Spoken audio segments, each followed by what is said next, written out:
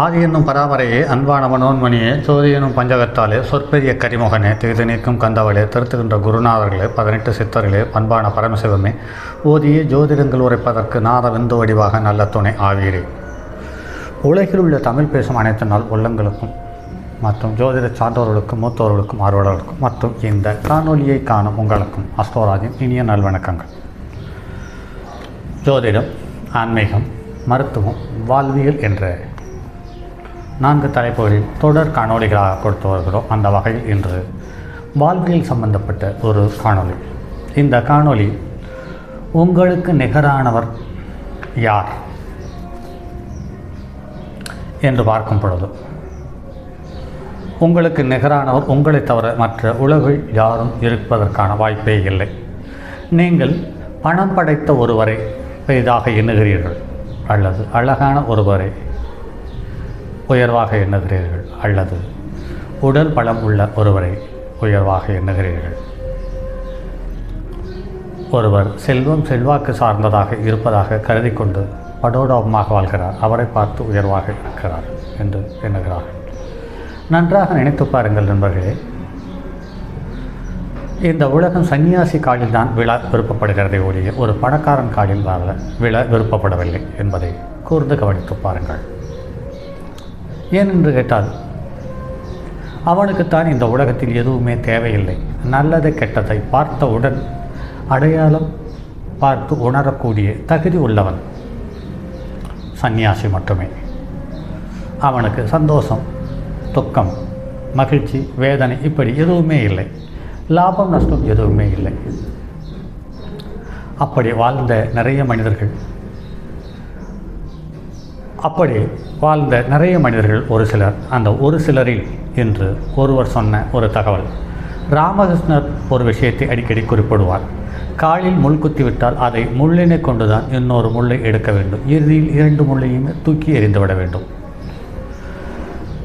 உங்களுக்கு நடக்கும் எல்லாவற்றையும், நல்லனவற்றையும் தீயனவற்றையும் சமமாக ஏற்றுக்கொள்ள இயலுகிறதா? நன்மை செய்தோரையும் தீமை செய்தோரையும் ஏதோ ஒரு விதமாக பாவிக்கிறீர்களா? தொழில் ஏற்படும் லாபம் நஷ்டம் இரண்டையும் ஏற்றுக்கொள்ள இயலுகிறதா? நேர்மறை மற்றும் எதிர்மறை 2 செயல்களையும் சமமாக ஏற்றுக்கொள்ள என்றால் உங்களுக்கு மனம் பக்குவப்பட்டு இருப்பதாக கொள்ளலாம். உங்களுக்குள் சந்தோஷம் என்பது இல்லை, வருத்தம் என்பது இல்லை. லாபம் என்று கிடைத்தால் மகிழ்வது, நஷ்டம் ஏற்பட்டால் துன்புறுவது இயற்கையானது என்றே பலரும் கூறுவர். ஆனால் உண்மையில் இரண்டையும் ஏற்றுக்கொள்ளும், இரண்டிலும் பாதிக்கப்படாத உன்னத ஆத்மா சொரூபம் நாம். இதுதான் நாம் இயல்பான இயற்கை. நன்மை தீமை, இன்பம் துன்பம், லாபம் நஷ்டம் போன்றவற்றை எல்லாம் இப்போது வாழும் உலகத்தில் நாம் ஏற்படுத்தி கொண்ட ஒரு வரையறைகள், நமக்காக நாம் போட்டுக்கொண்ட போலிகளில் நாமே மோதிக்கொண்டு ஐயோ வலிக்கிறதே, இதிலிருந்து மீள வழியில்லையா என்று எங்கோ பார்த்து அலறிக்கொண்டு இருக்கிறோம் என்பதுதான் நிதர்சனமான கசக்கும் உண்மை. மனம் பக்குவப்பட அனைத்து அனுபவங்களையும் அடைந்துதான் பக்குவமாக வேண்டும் என்கின்ற அவசியமில்லை. புனித நூல்கள், மகான்களின் அறிவுரைகள், நல்ல அறிவுரைகள், நற்சிந்தனை, தியானம், நன்னெறிகள் போன்றவற்றை கடைபிடித்தல், பிற மனிதர்களை மதித்து நடத்தல், போன்றோரை மதித்தல்,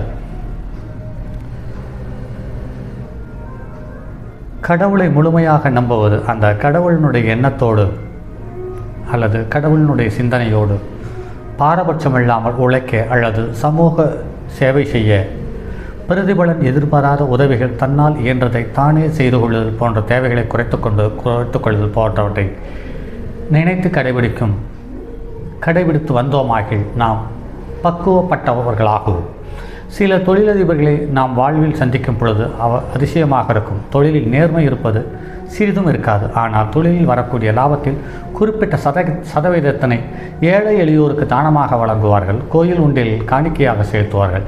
ஏன் இவர்கள் மக்களிடமிருந்து ஏமாற்றி பறிக்கும் லாபத்தினை குறைத்து கொண்டு மக்களுக்கு சேவை செய்வதையோ உண்டியில் போடுவதையோ காணிக்கையோ நிறுத்திவிட்டால் ஏதாவது குறைந்து விடுமா? அதிக லாபம் அடைந்து அதில் சேவை செய்வதை விட நேர்மையான லாபத்திலேயே கடவுள் இருக்கிறான் அல்லது கடவுள் விரும்புவான் என்பதை உணருங்கள். ஏழை ஒருவன் வழிபாடு நடத்தும் கூட்டத்தில் வெளியே நிறுத்தப்பட்டிருந்தான். அருகில் இருந்தவர்களிடம் புலம்பிக் கொண்டிருந்தார். பாருங்கள், ஐயோ, வசதி இருந்தால்தான் உள்ளே சென்று இறைவனை தரிசிக்க முடியுமா? என்னை வெளியே அனுப்பிவிட்டார்கள். ஆமாம், நீங்களும் வெளியிலே தான் நிற்கிறீர்கள். நீங்கள் யார்